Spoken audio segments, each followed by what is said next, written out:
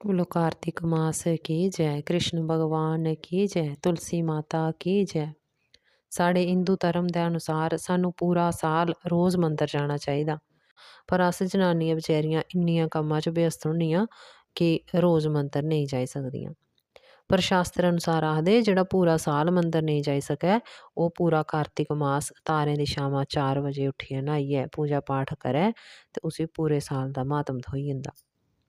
ते जेह्ड़ा पूरा म्हीना बी नेईं जाई सकै होर आखरी 5 दिन बगदे पानियै दे कंढै जां लागै कुतै खूह् तलाऽ पानियै दे कंढै सुरगत लाई पूजै बेड़े परवाह 5 दिए जगा उसी बी पूरा महात्म थ्होंदा।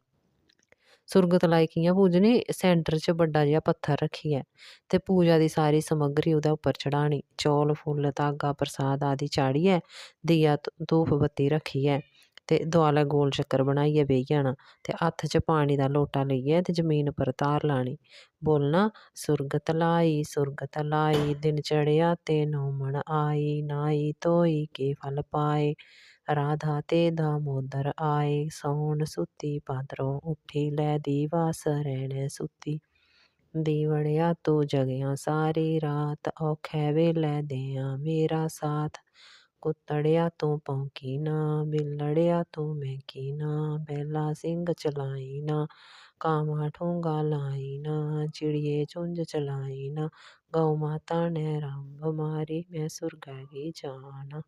बोलो कृष्ण भगवान की जय, राधा रानी की जय, तुलसी माता की।